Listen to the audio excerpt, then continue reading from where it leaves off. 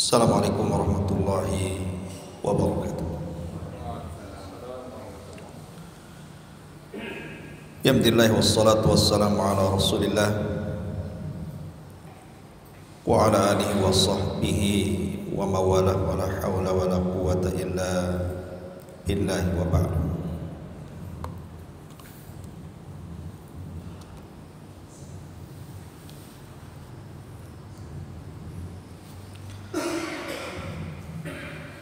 Ma'asyiral muslimin yang dimuliakan Allah Subhanahu wa taala. Alhamdulillah di malam hari ini kita kembali melanjutkan kajian kita, masih membahas Siratul Mustafa sallallahu alaihi wasallam, dan kita masuk pada pembahasan Sulhul Hudaybiyah, perjanjian Hudaybiyah. Peristiwa ini terjadi pada tahun ke-6 Hijriah. Diawali dengan adanya niat dan keinginan Nabi beserta sahabat-sahabatnya serta para pengikutnya untuk melaksanakan ibadah umrah dan mengunjungi sanak saudara yang ada di Mekah. Jadi Sulhul Hudaybiyah ini berkenaan dengan umrah Nabi sallallahu alaihi wasallam. Sedikit kita akan membahas tentang umrah Nabi dulu, baru kita akan masuk kepada pembahasan Sulhul Hudaybiyah ini. Sepanjang hayat Nabi sallallahu alaihi wasallam sejak diutus di usia 40 tahun dan ditutup kenabian dan kerasulan di usia 63 tahun, berarti Nabi sallallahu alaihi wasallam berdakwah sekitar 23 tahun. 13 di kota Mekah dan 10 di kota Madinah. Artinya 13 tahun di kota Mekah dan 10 tahun di kota Madinah. Lah Nabi sallallahu alaihi wasallam umrah itu seumur hidup cuma 4 kali. Tetapi yang sekali dihitung sebagai niat umrah saja. Artinya pada umrah kali pertama Rasul tidak jadi umrah, tetapi niat pahalanya sudah dikategorikan niat umrah. Dan itu disebutkan oleh Abdullah ibn Abbas radhiyallahu anhuma bahwa Nabi sallallahu alaihi wasallam umrah seumur hidup itu hanya 4 kali saja. Kata beliau, i'tamara Rasulullah sallallahu alaihi wasallam arba'a umari. Nabi sallallahu alaihi wasallam umrah itu hanya 4 kali seumur hidupnya. Kemudian Abdullah bin Abbas menyebutkan yang pertama disebut umrah al-Hudaybiyah, yang nanti kita akan jelaskan. Yang kedua umratul qadha. Yang ketiga umrah al-Ji'ranah. Dan yang keempat umratu al-Qadah. Adapun umrah Hudaybiyah, maka Nabi sallallahu alaihi wasallam berangkat pada tahun ke-6 Hijriah, tetapi dihalang-halangi oleh orang-orang kafir Quraisy sehingga tidak jadi. Tetapi niat umrahnya sudah dicatat, karena Rasul mengatakan innamal a'malu binniyat wa innamal likulli imri'in ma nawa, bahwa amal itu ditentukan niatnya dan seseorang akan dibalas juga oleh Allah sesuai dengan niatnya. Kemudian umrah Hudaybiyah ini Rasul tidak jadi kemudian balik lagi ke kota Madinah. Kemudian yang kedua umrah qadha, maka itu terjadi 1 tahun setelahnya. Pada tahun ke-7 Hijriah, Nabi SAW berhasil melaksanakan umrah dengan ribuan kaum muslimin. Kemudian yang ketiga umrah Ji'rana, dan itu terjadi pada malam keempat dari hari ke-12 dari bulan Dzulqa'dah pada tahun ke-8 Hijriah, disebut dengan Am Hunain, karena ketika itu Nabi SAW umrah setelah pembagian ghanimah di perang Hunain. Artinya berturut-turut tuh. Nabi tahun ke-6 umrah, kemudian tidak jadi karena dihalang-halangi. Kemudian tahun ke-7-nya Nabi berhasil umrah. Kemudian pada tahun ke-8-nya Nabi SAW setelah pembagian ghanimah perang Hunain, Rasul berhasil umrah. Kemudian yang terakhir umrah bersama dengan haji yang disebut dengan Hajjatul Wada. Dan itu terjadi pada tahun ke-10-nya. Jadi tahun ke-6, ke-7, ke-8 dan ke-10. Taib. Adapun berkaitan dengan apa yang kita bahas tentang peristiwa Hudaybiyah ini. Jadi Nabi SAW bermimpi, dan tentunya mimpinya para nabi itu hak. Mimpinya para nabi itu wahyu. Sebagaimana ketika Ibrahim bermimpi menyembelih Ismail, mau tidak mau dilaksanakan, karena dalam mimpinya betul-betul Ibrahim menggorok Ismail gitu. Berarti ini perintah Allah.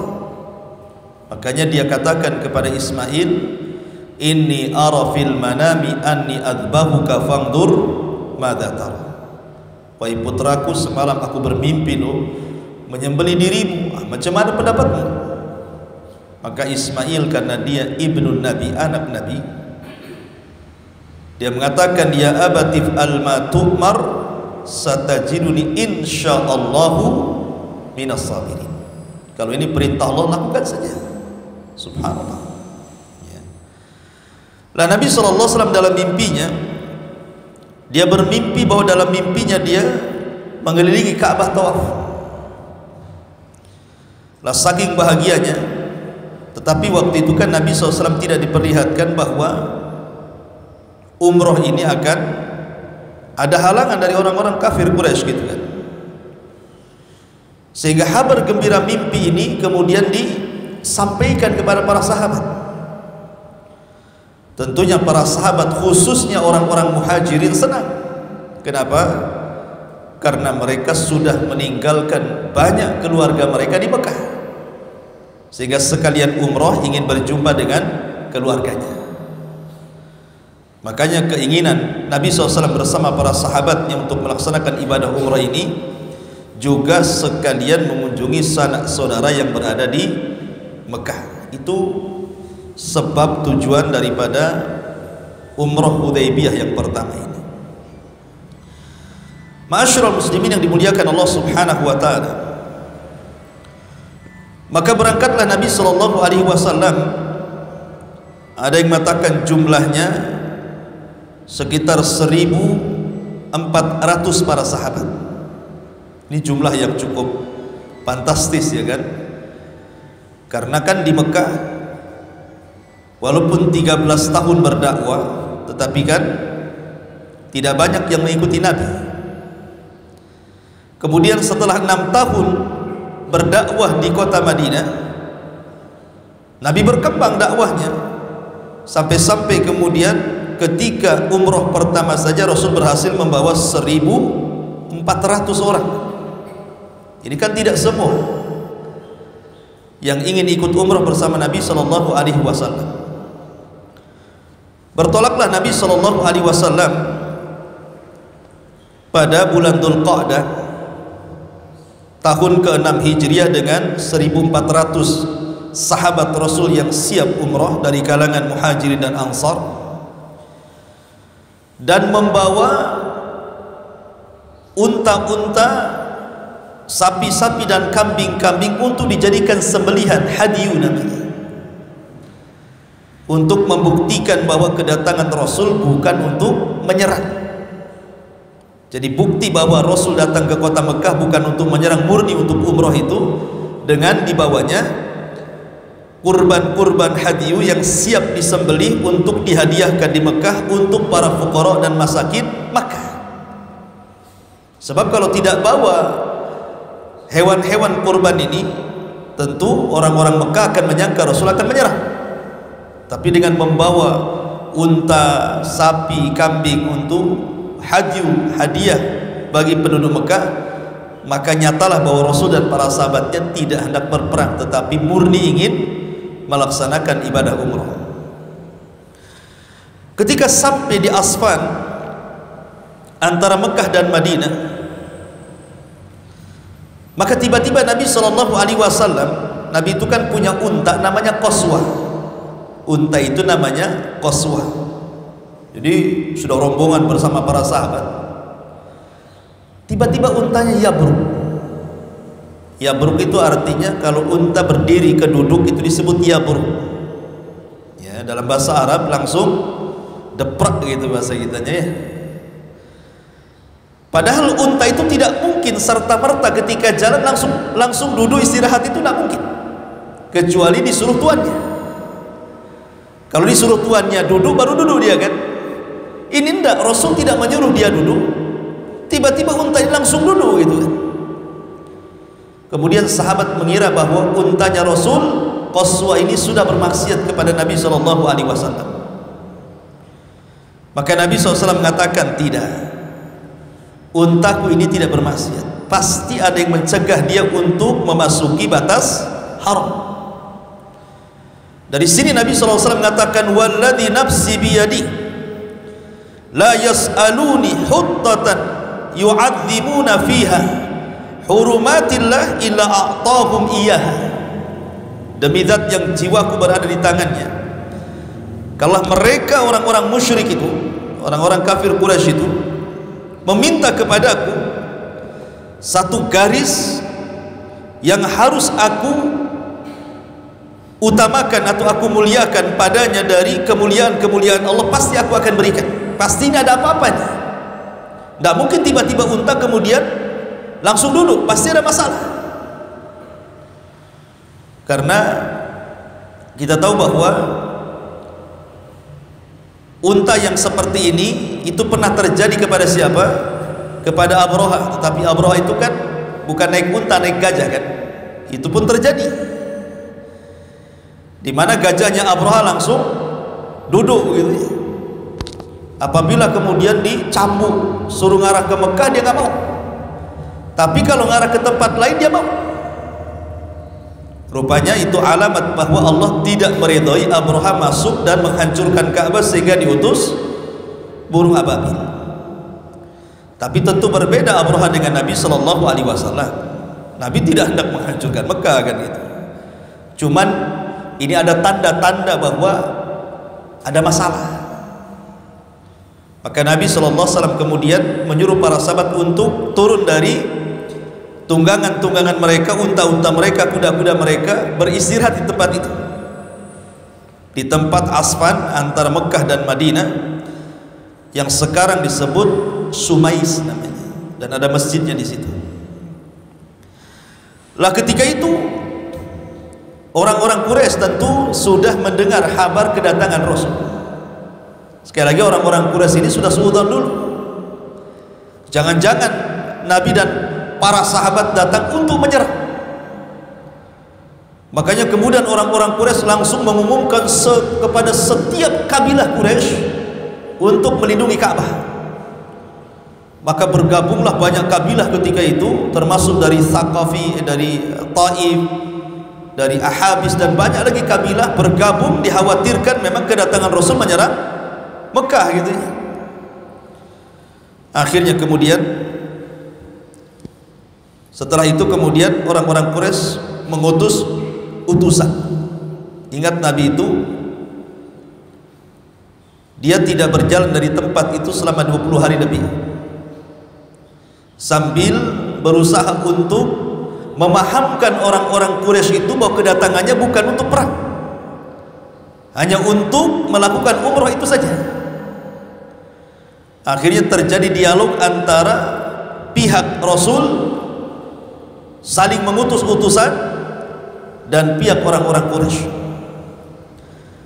Pertama, orang Quraisy ini mengutus kepada Nabi SAW yang bernama Budzail ibnu Waqa al-Khuzai, berangkat menuju Nabi SAW. Mungkin bahasa kita, apa tujuan kamu? Ngapain kamu kesini? Maka Nabi SAW menjelaskan, inna lam naji li kita li ahadin, kami datang bukan untuk berperang, walakin naji'na mu'tamirin, kami datang murni untuk umrah. Kata Budzail, kalau begitu kayaknya orang-orang Quraisy belum mengizinkan, pulang ke Madinah. Tapi Rasul mengatakan tidak, kami tidak akan pulang, kami akan umrah. Maka Budzail pun kemudian berangkat ke orang-orang Quraisy, kemudian menghabarkan bahwa tujuan Rasul dan para sahabat hanya untuk umrah, bukan untuk menyerang. Tetapi kemudian orang-orang Quraisy tidak yakin dan mengabaikan perkataan Budzail ibn Waqa al-Khuzai ini.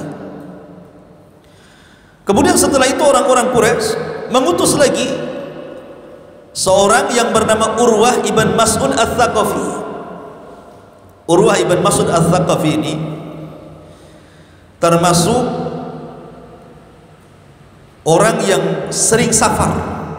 Jadi dia pernah ke Persia, pernah ke Romawi, pernah ke Ethiopia. Pokoknya dia orang yang suka safar, berniaga, sehingga dia kenal para tokoh-tokoh dunia gitu di zaman itu ya. Urwah ibn Mas'ud al-Thaqafi ini banyak pengalaman. Jadi dia mengatakan, kata Urwah, utus aku sudah biasa melanglang buana, utus aku, biar aku yang akan bicara dengan Muhammad dan pasukannya, katanya. Maka Urwah pun kemudian diizinkan untuk menemui Nabi SAW dari pihak orang-orang Quraisy ini. Dan Urwah ini orang Thaqif, orang Taif, dan kita tahu bahwa ada sejarah Rasul dengan bangsa Taif kan.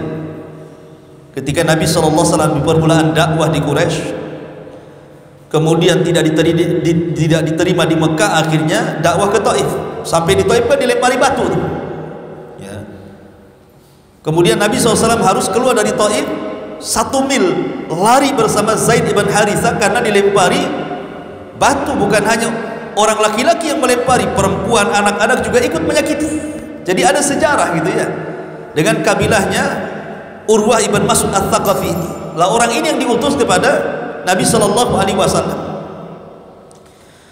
Maka mulailah kemudian Urwah ibn Mas'ud al-Thaqafi mendekati Nabi. Nabi ini ikhwatu fiddin, ketika itu kan tahu siapa Urwah. Ada seorang sahabat namanya Al-Mughirah ibn Syu'bah yang meriwayatkan hadis tentang masul khufain, itu mengusap kedua sepatu. Al-Mughirah bin Syu'bah itu kan besar badannya ya, besar sekali badannya itu kan, kekar gitu kan. Jadi dia berdiri di belakang Nabi SAW mengawal Rasul. Kemudian di samping kirinya Abu Bakar, di samping kanannya Umar dan Abu Bakar dan Umar, kiri kanannya. Kemudian para sahabat berkumpul di situ. Kan itu seolah-olah Nabi SAW itu betul-betul raja mereka gitu ya, dikawal gitu ya. Di belakangnya ada Urwah, ada Al-Mughirah bin Syu'bah lengkap dengan baju perangnya, kemudian dengan pedangnya. Karena dikhawatirkan kalau seandainya utusan Quraisy itu tiba-tiba membawa pisau mendekat Rasul, menusuk gimana kan, dikhawatirkan. Maka sahabat melindungi Nabi. Orang Arab ini kebiasaan ikhwatu fiddin, kalau ingin berdialog dalam bentuk kasih sayang biasanya apa? Kalau tidak peluk, mencium kening ataupun mencium pipi gitu ya. Terkadang memegang janggut supaya melembutkan hati, itu dipegang janggutnya gitu. Orang Arab tuh begitu. Kalau dipegang janggutnya itu meredah emosinya tuh. Itu kebiasaan orang Arab seperti itu.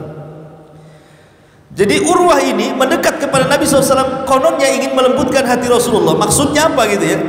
Keakrabannya itu ditunjukkan dengan hendak memegang janggut. Mughirah bin Syu'bah gak terima. Dia ambilnya pedang, dipukulkan gagang pedangnya sama tangannya. Jangan coba-coba mengambil janggut Nabi gitu. Akhirnya ditarik lagi. Kemudian kedua kalinya dia hendak memegang janggut Rasul, ditepak lagi sama gagang pedangnya Mughirah. Tidak jadi lagi, sampai 3 kali. Keempat kalinya marah Mughirah ini. Kalau sampai keempat kali kau sentuh janggut Rasulku, ku potong tanganmu katanya. Mughirah bin Syu'bah akhirnya takut gitu. Kata Mughirah kepada Rasul, ya Muhammad, siapa orang dikasarkan ini? Kasar kali orang ini katanya, nggak ada lembut-lembutnya katanya kan.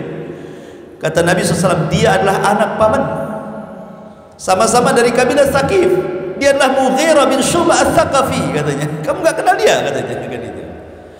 Dia mengatakan, "Waihaka, celaka engkau, aku yang merawat kamu. Kenapa kau jadi galak kepada aku?" gitu maksudnya.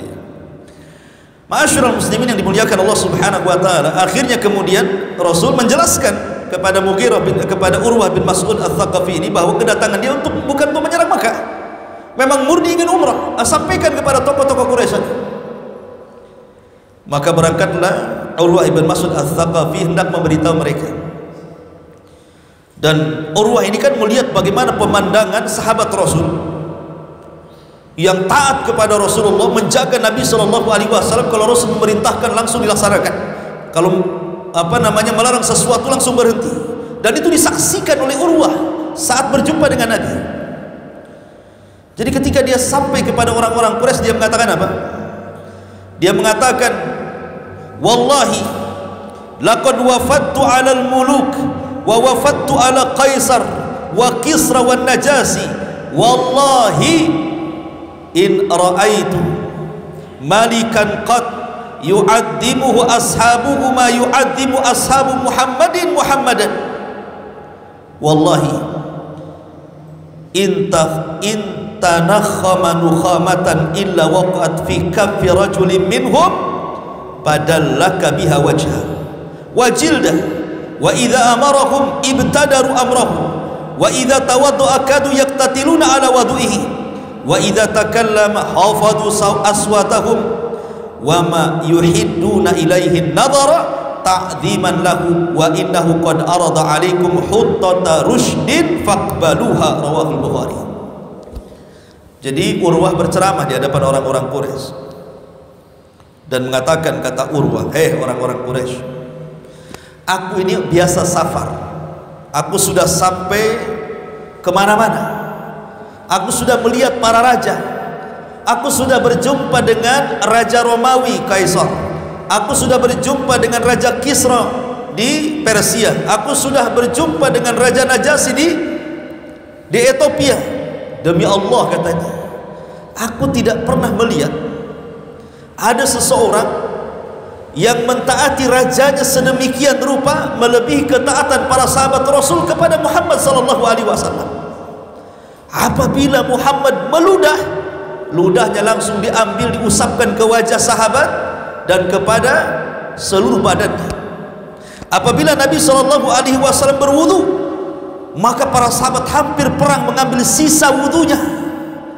Apabila Nabi SAW berbicara, semua sahabat diam. Apabila Nabi SAW berbicara, tidak ada yang berani memandang wajah Nabi SAW karena menghormati. Demi Allah, ini pemandangan yang asing bagiku. Sebaiknya kalian beri jalan dia, biarkan dia umroh, biarkan dia umroh. Kata tokoh-tokoh Quraisy itu kan ada Abu Sufyan, ada Ikrimah bin Abi Jahal, ada Walid ibn Mughirah, ada Walid Khalid bin Walid, kan gitu kan belum masuk Islam. Kan tokoh-tokohnya banyak. Dengan mengatakan, engkau orang Arab, kau nggak tahu apa-apa, bahasanya begitu. Gak usah didengar katanya. Marah. Urwah ibn Mas'ud ini, aku ini pemimpin Thaqaf, kalian tidak menghargai kata-kataku, padahal aku datang dengan kaumku ingin membela Mekah dari serangan Muhammad, tapi aku tahu dia hendak umrah bukan untuk menyerah. Kalau itu jawaban kalian, aku pergi saja. Oh, pergi dia membawa kabilahnya pulang ke Taif. Akhirnya tidak berhasil mengutus dan mengusir Rasul kembali ke Madinah. Diutus lagi oleh mereka namanya Mikraz ibn Hafsin. Mikraz ibn Hafsin ini orang jahat. Rasul kan orang Mekah, tahu siapa-siapa orangnya kan. Rasul asli Mekah, 50 tahun tinggal di Mekah, sehingga tahu tokoh-tokoh yang mana yang baik, mana yang tidak baik gitu.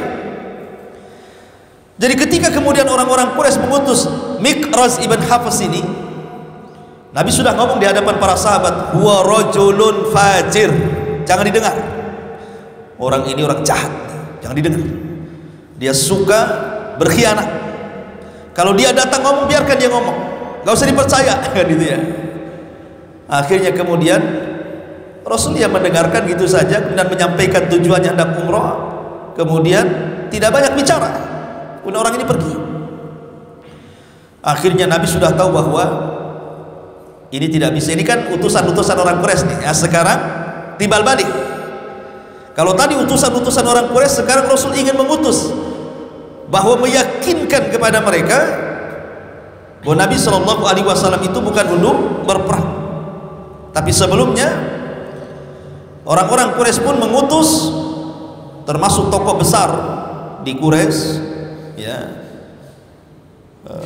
namanya lupa saya, tapi ini tokoh besar di Quraisy, Hilsun namanya ya, Hilsun Al-Kinani.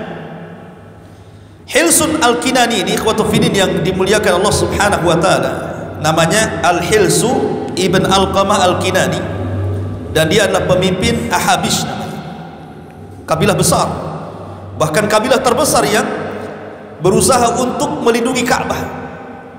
Ini sudah orang terakhir yang diutus orang Quraisy ini, si Al-Hils ini. Jadi Al-Hils ibn Al-Aqam Al-Kinani ini datang kepada Nabi SAW. Rasul tahu ini bukan orang biasanya. Rasul mengatakan kepada para sahabatnya, orang ini adalah orang yang paling fanatik terhadap Ka'bah. Orang ini orang mulia, suka memuliakan Ka'bah. Nah, kita harus memuliakan dia. Kita kasih tahu bahwa kita tidak perang. Keluarkan hadiu kita, unta-unta, sapi-sapi, kambing kita. Tengokkan kepada dia bahwa kita bukan perang, kita hendak umrah. Dikeluarkan oleh para sahabat binatang-binatang itu.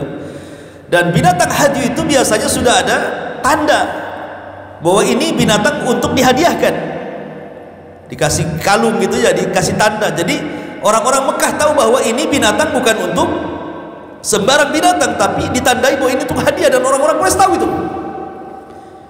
Jadi ketika Hils ibn Alqamah Al-Kinani ini melihat, oh benar, berarti memang kedatangan Muhammad dan pasukannya bukan untuk perang tetapi untuk umrah katanya. Belum sempat berjumpa dengan Rasul karena sudah melihat unta-untanya yang banyak, langsung dia pergi. Dan ingat, ini pimpinan kabilah terbesar. Kemudian dia mendatangi pemimpin-pemimpin Quraisy, demi Allah aku melihat bahwa mereka tidak hendak menyerang kita, betul-betul murni untuk umrah. Apakah kalian hendak menghalangi jalan orang-orang yang hendak mengganggukan Ka'bah? Biarkan dia masuk. Tapi orang-orang Quraisy mengatakan tidak. Aku tidak yakin dengan ucapanmu, aku dan tidak yakin dengan mereka. Kami tidak yakin dengan mereka. Marah ini Al-Hils ibn Alqamah Al-Kinani ini. Kalau kalian tidak yakin dengan kata-kataku, awas saja kalian. Aku akan mengirim pasukan untuk menghancurkan kalian, katanya. Orang ini mau mengagungkan Ka'bah, kan halang-halangi, katanya. Takutlah orang-orang Quraisy, karena siapa Al-Hils ibn Alqamah Al-Kinani ini orang besar gitu ya. Mulailah orang Quraisy takut. Akhirnya mereka sepakat untuk melakukan perdamaian. Oke, di pihak Nabi SAW kemudian hendak mengutus Umar bin Khattab radhiyallahu anhu. Karena Umar itu kan orang yang paling berani, jago syair, cerdas orangnya, sehingga cobalah Umar diutus. Tapi Umar ketika itu menolak. dan mengatakan, ya Rasulullah, kabilahku di Quraisy itu tidak besar, kabilah Bani Adi itu tidak banyak. Kalau mereka hendak membunuhku sebentar saja, sebaiknya kau utus Utsman bin Affan. Karena aku tahu, pertama, kabilah Utsman bin Affan itu besar. Yang kedua, Utsman bin Affan itu dicintai sebelum Islam dan setelah Islam, dan dia punya akhlak pemalu yang luar biasa, dan sampai hari ini tidak ada masalah dia dengan kaumnya. Utus dia saja. Akhirnya Nabi SAW mengutus Utsman ibn Affan. Berangkat Utsman menuju para pembesar Quraisy. Jadi Utsman ini keliling.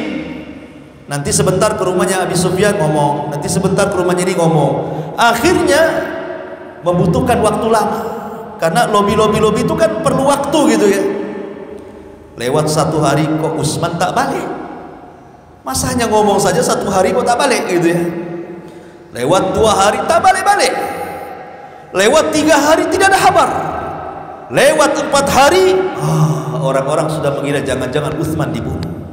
Padahal Utsman itu maksudnya dia sedang melobi-lobi kan butuh waktu lama gitu. Karena tokoh-tokoh Quraisy itu banyak. Tapi karena sudah lebih daripada 3 hari, mereka mengatakan, ya Utsman paling dibunuh. Dan Utsman itu kala itu adalah menantu Nabi, suami daripada putri Nabi SAW, Ruqayyah ya. Kemudian dia pun menikah dengan Ummu Kulthum. Jadi Nabi SAW akhirnya mengatakan jangan-jangan Utsman dibunuh. Sebenarnya ada yang mengatakan Rasul tahu Utsman itu tidak dibunuh, tetapi Nabi SAW ingin menguji kesetiaan para sahabat, siap nggak berperang darah untuk darah Utsman. Dari sini Allah Subhanahu wa taala gambarkan di dalam Al-Qur'anul Karim, di dalam surah Al-Fatah, bagaimana Allah Subhanahu wa taala mensifati para sahabat dalam surah Al-Fatah 18. Laqad radiyallahu 'anil mu'minin id yubayyi'unaka tahta asy-syajarah fa'alima ma fi qulubihim fa anzala as-sakinata 'alaihim wa athabahum fathan qariba. Jadi Nabi SAW ketika mendengar Utsman terbunuh, padahal dia tidak dibunuh, di situ ada pohon, maka Rasul mendekati pohon, kemudian duduk di bawah pohon itu, yang kemudian pohon itu belakangan disebut pohon Ridwan, karena baiat ini disebut baiatu Ridwan ya. Akhirnya para sahabat berbaiat untuk darah Utsman, semua berbaiat. Seorang-orang munafik ikut berbaiat di situ, ada Abdullah bin Salul dan satu kawannya ikut baiat juga di situ kan. Karena ini tahu ujian ya. Akhirnya kemudian setelah para sahabat berbaiat, terdengarlah oleh orang-orang Quraisy bahwa ini betul-betul kita dalam masalah. 1.400 orang ini banyak ya. Bisa saja mereka menyerbu Mekah, akan terjadi kacauan di Mekah. Akhirnya mendengar hal itu orang-orang Quraisy, kemudian terakhirlah sudah ya, mengutus siapa? Mengutus Sahal yang terakhir kalinya namanya Sahal ibn Amr. Kemudian diutuslah kepada Nabi SAW bahwa orang-orang Quraisy tetap tidak mengizinkan masuk, tetapi boleh masuk, tetapi tidak ditentukan waktunya. Untuk tahun ini jangan masuk dulu, jangan umrah dulu maksudnya gitu ya. Tetapi boleh jadi tahun depan, tahun depannya lagi diizinkan dengan perjanjian. Perjanjian ini disebut perjanjian Hudaybiyah, dan itu ada 5 bulir kesepakatan, semuanya merugikan kaum muslimin gitu ya. Perjanjian ini semua merugikan kaum muslimin. Ma'asyiral muslimin yang dimuliakan Allah Subhanahu wa taala. Tapi Nabi sallallahu alaihi wasallam meyakinkan bahwa di balik perjanjian ada hikmah. Maka ketika Nabi SAW melihat Suhail ibn Amr, apa kata Nabi SAW? Laqad sahula lakum min amrikum. Karena sudah datang Sahal, mudah-mudahan ini, Sahal itu kan artinya mudah. Karena telah datang Sahal, mudah-mudahan ini juga memudahkan kalian gitu. Rupanya Sahal ibn Amr ini dia ingin adanya perjanjian antara orang Quraisy, gak usah nyerang ke Mekah, tapi buatlah perjanjian gencatan senjata. Di antara 5 bulir kesepakatan itu, pertama, yamna'ul harba limuddati asyarata sini. 1, harus terjadi gencatan senjata antara Mekah dengan Madinah selama 10 tahun. Tidak boleh saling menyerang. Gencatan senjata, damai. Ini 1. Yang kedua, an yarudda al muslimun man ya'tihi min Quraisyin musliman biduni idzni walihi wa alla tarudda Quraisyun man ya'ud ilaiha minal muslimin. Warga Mekah yang menyeberang ke Madinah tanpa izin walinya harus dikembalikan ke Mekah. Warga Madinah yang menyeberang ke Mekah tidak boleh kembali ke Madinah. Ini kan nggak adil namanya kan. Jadi kalau orang Quraisy ke Madinah jangan dihalang-halangi. Tapi kalau orang Madinah ke Mekah, awas saja, bisa dibunuh. Hal itu kan enak sendiri namanya kan, perjanjian kayak gini kan. Masa orang Mekah ke Madinah jangan diapa-apain, orang Madinah ke Mekah diapa-apain kan itu. Kemudian yang ketiga, anna man arada an yadkhula fi ahdi Quraisyin dakhala fi, wa man arada an yadkhula fi ahdi Muhammadin min ghairi Quraisyin dakhala fi. Warga selain Mekah dan warga selain Madinah dibebaskan memilih untuk pindah berloyalitas ke Mekah ataukah ke Madinah. Jadi silahkan kabilah-kabilah memilih. Sekarang kalian mau pro siapa? Pro kami atau pro dia? Tapi ini khusus di luar Quraisy. Gitu. Tetap orang Quraisy tidak boleh. Ya. Itulah merugikan kan gitu ya. Kemudian yang keempat, an yaudal muslimuna dzalikal am ala an yadkhulu Makkah mu'tamirina fi amil qabil. Kemudian mereka mengatakan Nabi dan pengikutnya harus meninggalkan Mekah sekarang, namun dibolehkan kembali ke Mekah setahun setelah perjanjian ini. Jadi mereka menyetujui khusus tahun ini jangan umroh kalian, tapi tahun depan saja. Nah, gitu ya. Kemudian yang terakhir, adamul i'tida ala ay qabilatin au ala ba'di mahma kanatil asbab. Tidak ada saling menyakiti bagi kabilah manapun atas kabilah lainnya apapun sebabnya. Perjanjian ini ikhwan ditolak oleh Umar. Perjanjian kan ditulis oleh Ali. Ali yang menulis perjanjian. Awalnya begini. Jadi Ali radhiyallahu an disuruh Rasul catat perjanjian ini. Catat dari Muhammad hamba Allah dan Rasulnya. Kata Suhail ibn Amrin, jangan ditulis Rasulullah. Sebab kalau kami mengakui engkau Rasulullah, ngapain kami perang bersama kamu? Gitu ya. Kami tidak mengakui Anda Rasulullah, kenapa tulis Rasulullah? Hapus. Tetapi letakkan nama bapak. Jangan nama Rasulullah. Muhammad bin Abdullah gitu maksudnya. Sebab kalau ditulis Rasulullah berarti kami mengakui Anda Rasul, ngapain kami perang? Dalam riwayat Bukhari, Rasul sendiri yang menghapus nama Rasulullah, kemudian menulis Abdullah. Kata Al-Hafidz Ibnu Hajar rahimahullahu taala, lah bukankah Nabi tidak bisa membaca, tidak bisa menulis? Kenapa dalam perjanjian Hudaybiyah Rasul menulis sendiri dengan tangannya kalimat Abdullah, Muhammad ibn Abdullah? Kata Imam Hafidz Ibnu Hajar, tidak bertentangan antara Rasul seorang Nabi ummi tidak bisa baca, tidak bisa menulis, karena ini kan hanya tulisan satu kalimat saja. Kayak orang tidak bisa baca, tidak bisa nulis, tapi kan nama sendiri kan hafal kan gitu. Masa nama sendiri tidak hafal? Kemudian menulis namanya sendiri walaupun dia tidak bisa nulis kan mesti tahu loh kok namanya saja kan.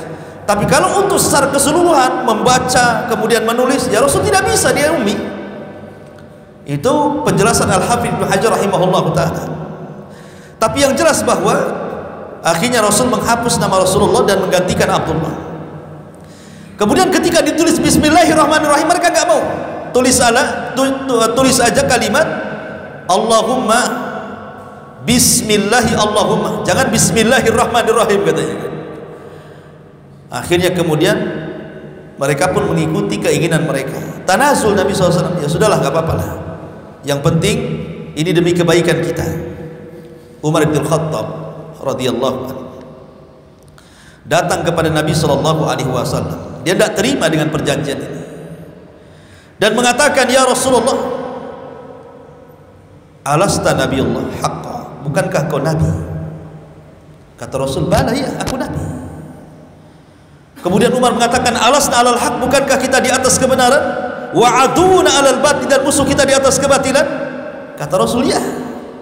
Falima nu'ti daniyata fi dinina. Kalau begitu kenapa kita merendah dalam agama kami? Harusnya kita melawan. Ini kehormatan, masa kita merendah? Ini kehormatan besar bagi kita. Enggak usah kita merendah, lawan saja, gitu bahasanya. Maka Nabi SAW mengatakan, inni Rasulullah walastu a'sihi wa huwa nasiri. Aku ini utusan Allah, wahai Umar. Aku tidak bermaksiat kepada Allah, dan Allah adalah penolongku. Maka Umar tidak kurang srek gitu ya rasanya itu. Datang dia kepada Abu Bakar dan mengatakan, wahai Abu Bakar, bukankah dia Nabi yang hak? Kata Abu Bakar, benar. Bukankah kita di atas hak? Kata Abu Bakar, benar. Bukankah mereka di atas kebatilan? Kata Abu Bakar, benar. Kenapa kita merendah kepada mereka? Katanya. Maka Abu Bakar Siddiq radhiyallahu anhu mengatakan, gini wahai Umar, dia adalah utusan Allah. Innahu Rasulullah walan yudayyi'ana Allahu abada. Dan aku yakin keputusan Nabi tidak mungkin Allah sia-siakan. Dari situ Umar bin Al-Khattab radhiyallahu anhu kemudian terdiam, ya godok juga lah Umar itu kan. Itu istilahnya kan, pokoknya dia perang aja kan itu ya. Sebagian para sahabat juga ya sama, nggak kayaknya marah gitu loh, kenapa kita kok merendah gitu dalam perjanjian ini. Rupanya Allah Subhanahu wa taala ingin menangkan para sahabat. Dengan apa? Dengan Allah turunkan surah Al-Fath. Inna fatahna laka fathan mubina liyaghfira laka Allahu ma taqaddama min dhanbika wa ma ta'akhkhar wa yutimma ni'matahu 'alaika wa yahdiyaka siratan mustaqima wa yansuruka Allahu nasran aziza huwa alladhi anzala as-sakinata fi qulubil mu'minin liyazdadu imanan ma imanihim walillahi junudus samawati wal ard wa kana Allahu 'aliman hakima. Dan terus sampai selesai. Sesungguhnya kami telah memberikan kepadamu kemenangan yang nyata, agar Allah memberikan ampunan kepadamu wahai Muhammad atas dosamu yang telah dan yang akan datang, serta menyempurnakan nikmat atasmu dan menunjukimu ke jalan yang lurus, dan agar Allah menolongmu dengan pertolongan yang banyak. Dialah yang telah menurunkan ketenangan. Nah, tenanglah para sahabat dengan turunnya ini ya, ke dalam hati-hati orang yang beriman, untuk menambah keimanan atas keimanan mereka yang telah ada. Dan milik Allah lah bala tentara langit dan bumi, dan Allah Maha mengetahui dan Maha bijaksana. Ketika turun ayat ini, semua sahabat tenang. Dari sini Umar merasa bersalah dia. Kenapa? Karena dia seolah-olah sudah menentang Nabi kan, itu keputusan Nabi seolah ditentang dia.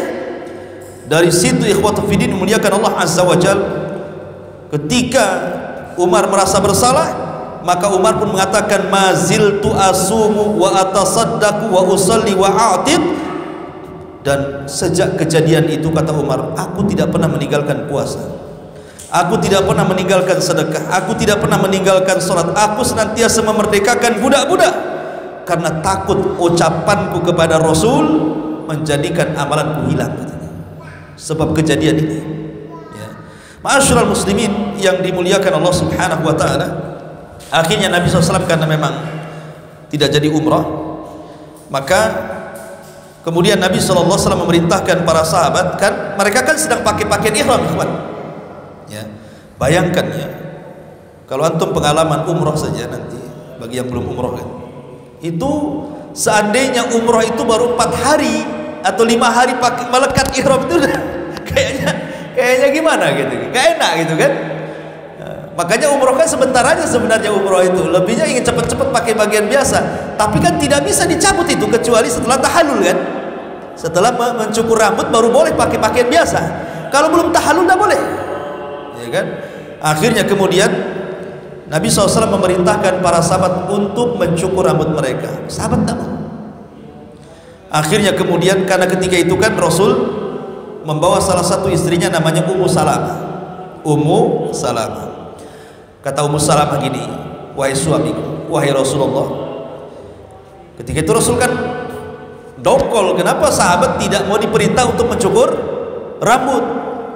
Kata Ummu Salamah, gini saja, Kau nggak usah ngomong.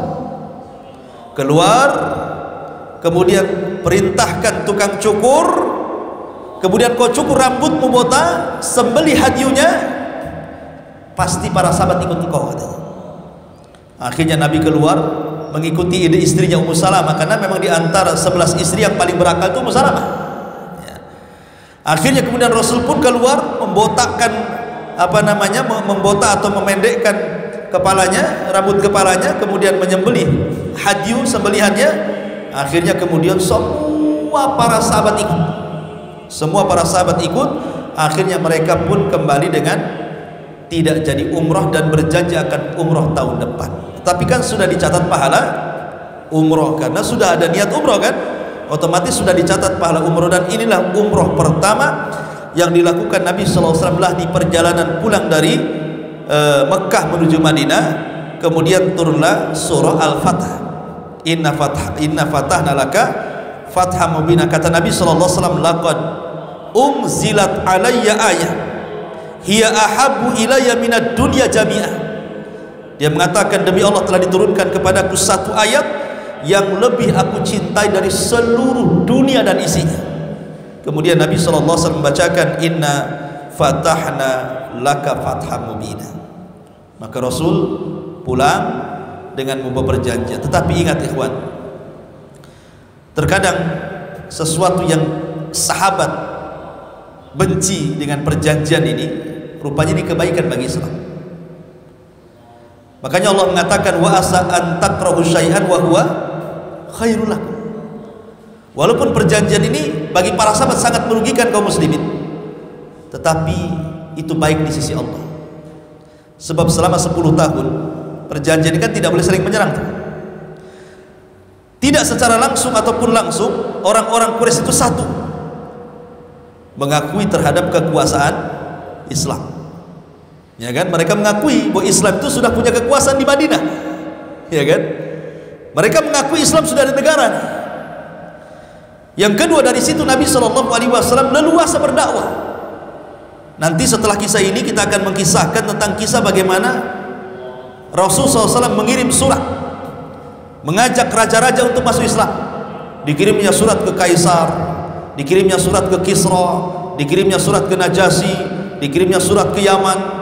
Ada sebagiannya merobek, ada sebagian menerima, ada sebagiannya menerima kemudian menyembunyikan keislamannya seperti Najasyi gitu ya. Artinya bahwa lambat laun Islam ini kemudian menyebar. Kemudian juga akibat dari perjanjian Hudaybiyah ini, kaum muslimin semakin banyak dan berhasil menaklukkan kota Mekah. Karena dari perjanjian Hudaybiyah ini kan penaklukan Mekah ini akibat pengkhianatan orang Quraisy terhadap perjanjian kan. Karena siapapun yang kabilah-kabilah di luar daripada Quraisy yang bergabung dengan Nabi atau bergabung dengan orang Quraisy tidak boleh diganggu. Tiba-tiba kemudian ada kabilah yang bergabung dengan Nabi diganggu. Oh, Rasul marah. Rasul bawa pasukan besar, terjadilah Fathu Mekah, dan itu nanti panjang ceritanya kita akan ceritakan. Kemudian dengan faedah perjanjian Hudaybiyah ini, Rasul berhasil memperluas wilayah Islam dan tersebarnya Islam di Jazirah Arab. Dan banyak kisah-kisah dan faedah-faedah yang bisa kita petik dari perjanjian Hudaybiyah ini. Wallahu a'lam bishawab, ini yang bisa saya sampaikan. Mudah-mudahan ada manfaatnya. Kita tutup dengan kafaratul majlis. Subhanakallah bihamdika asyhadu an la ilaha illa anta astaghfiruka wa atubu ilaik. Allahu ta'ala. Assalamualaikum warahmatullahi wabarakatuh.